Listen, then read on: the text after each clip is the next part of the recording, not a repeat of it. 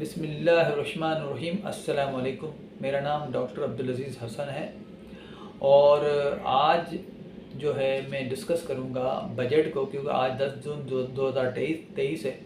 कल 9 जून 2023 को बजट जो है वो कौमी असम्बली में पेश हुआ था। तो आज मैं डिस्कस करूँगा बजट जो है वो बेसिकली है क्या।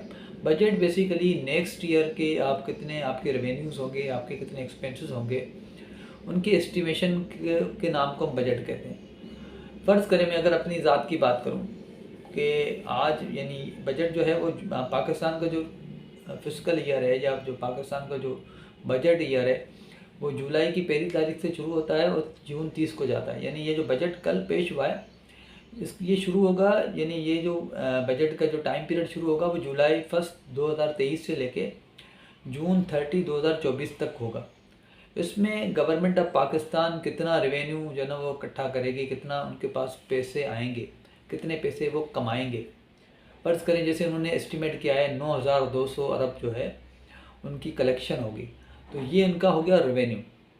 उसके बाद जो है तकरीबन कोई 14,400 के करीब उनके खर्चे हैं, एक्सपेंसेस हैं।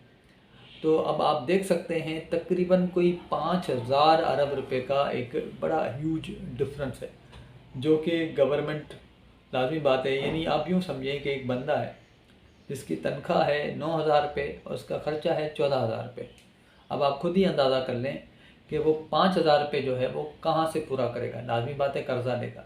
इस वक्त जो पाकिस्तान की सिचुएशन है कि जो भी हमारी 9,000 रुपये की जो कलेक्शन हो रही है उसमें जो हमारा तकरीबन मोर देन 50% जो है वो तो हमारा सूद वापसी में चला जाता है।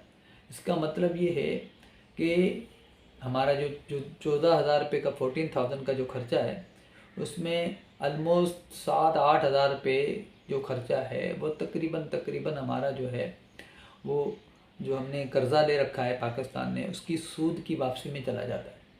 और बाकी जो है वो हमारा फिर लाजमी बात है डिफेंस बजट है जो कि 1800 अरब के करीब रखा गया है। और फिर सिविलियन बजट है। सिविलियन का मतलब है कि एक तो आर्मी का बजट है कि वो तो फ़ौज को चला जाता है, उसमें फ़ौज अपनी तनख्वाहें या ये मामला और या डिफेंस के जो इंस्ट्रूमेंट हैं या वगैरह वगैरह जो भी चीज़ें हैं वो ख़रीदते हैं। और दूसरा होता है सिविलियन बजट, यानी वफाकी हुकूमत के ज़ेरे यानी कंट्रोल आने वाले जितने भी डिपार्टमेंट्स हैं। जैसे हमारी यूनिवर्सिटी है फेडरल उर्दू यूनिवर्सिटी कराची, वो भी वफाक के अंडर कंट्रोल आती है। इस तरीके से PIA है और भी सिविलियन इदारे हैं, वफाक के मिनिस्ट्रीज़ हैं, उन सब को चलाने के लिए तकरीबन 750 अरब रखे गए हैं, जो कि समझो कि उनकी तनख्वाहें भी हो गई हैं, जो मुलाजमिन की पेंशन है वो भी इसमें शामिल है, और आर्मी वालों की जो पेंशन होती है वो भी उसका हिस्सा होती है। यानी फ़ौज की पेंशन जो है, फ़ौज की सैलरी तो वो 1800 अरब जो उस बजट में से निकलती है, लेकिन आर्मी की जो पेंशन है वो सिविलियन बजट से निकलती है, जो तकरीबन जो टोटल हमारा जो सिविलियन का जो पेंशन का अमाउंट होता है उसमें तकरीबन 70% जो है वो आर्मी की वो पेंशन वगैरह का अमाउंट होता है।